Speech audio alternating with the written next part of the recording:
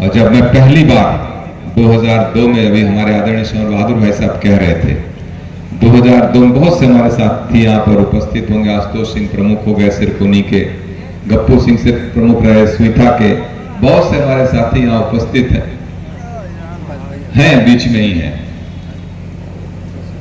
2002 का चुनाव था। इसी तरीके से हम लोग तमाम राजनीतिक दलों के पास गए टिकट मांगने के लिए। किसी राजनीतिक दल ने हम लोग को टिकट नहीं दिया था। 2002 हम लोग नौजवान भी थे, उस समय हम लोग की सर्टिफाइड उम्र भी 26.5 साल भी नहीं थी, 26 वर्ष 4 महीने की अवस्था थी हम लोगों की।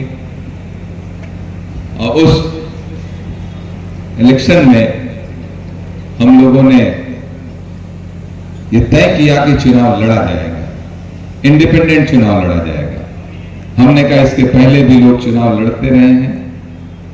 उत्तर प्रदेश की विधानसभा में 10, 12, 15 इंडिपेंडेंट की भागीदारी होती है, तो हमने कहा इस बार एक भागीदारी जौनपुर रारी की भी होगी। इस संकल्प के साथ हम लोग, और उस समय हमारे साथ नौजवान साथी, आज जो नई नौजवान दिख रहे हैं, ऐसी हम लोग उम्र थी, ऐसे नौजवान लोग हम लोग के साथ खड़े थे। उस समय हमारे गौरी शंकर जीजा जी उपस्थित है, इनके गांव के प्रत्याशी भी लड़ रहे थे चुनाव। मैं अभी वो भी घटना बताऊंगा आपको। राजनीति में हम लोगों ने कहां से कहां की यात्रा तय की।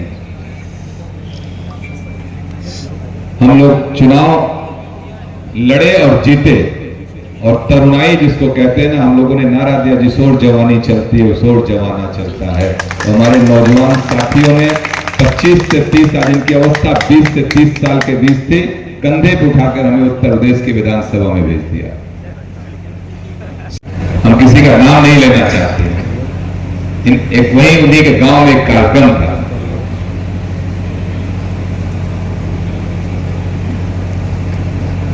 एक हरबंस सिंह जी हुआ करते थे, नहीं अभी है वो।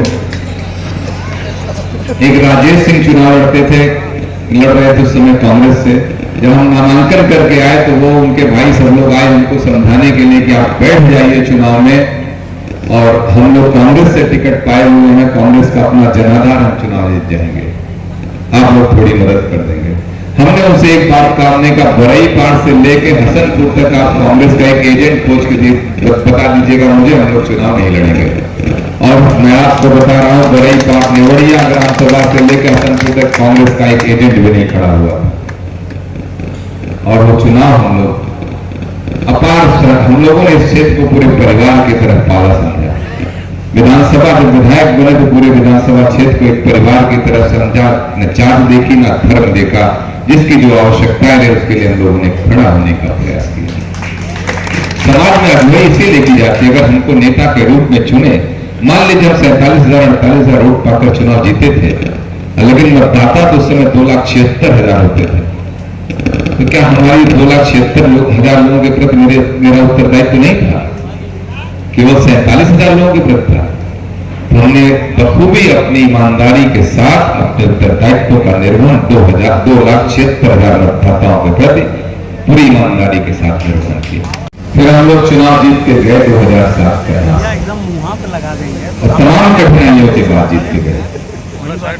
अभी कह रहे थे हमसे विनय सिंह जी बहुत ओजस्वी भाषण दे रहे थे, वो एक पार्टी के नेता हैं। हम लोगों ने दल की राजनीति नहीं की है, ना हमने जात मजहब की राजनीति की है।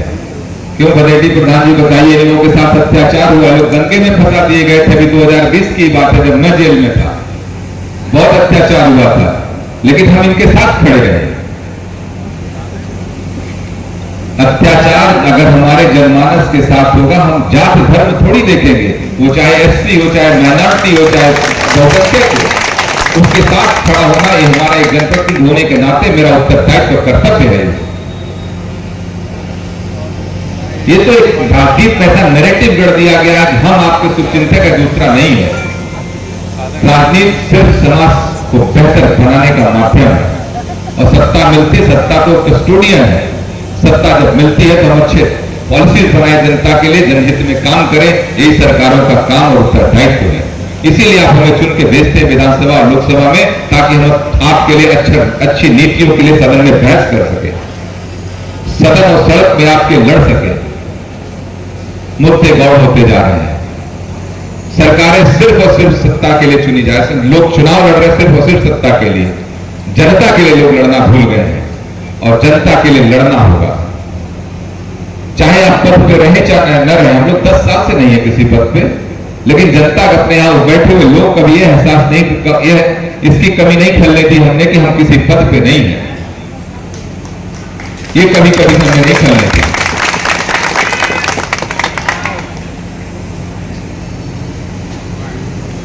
लेकिन हम नहीं रहे हैं, लेकिन हमारे साथी तमाम रहे हैं।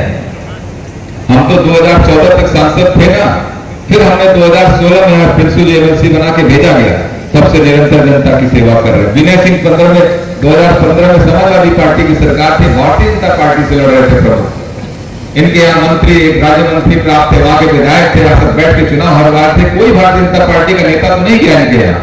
मैं जाके बैठ के ब्लॉक में चुनाव जितवाया था और हमारे आज वहां पर हमारे विधायक भी लड़ रहे थे। राजेश, तो बहुत सी चीजें समय के साथ सामयिक आवश्यकताएं जो बनती रहती है उसके अनुसार अमेंडमेंट भी होते रहने चाहिए।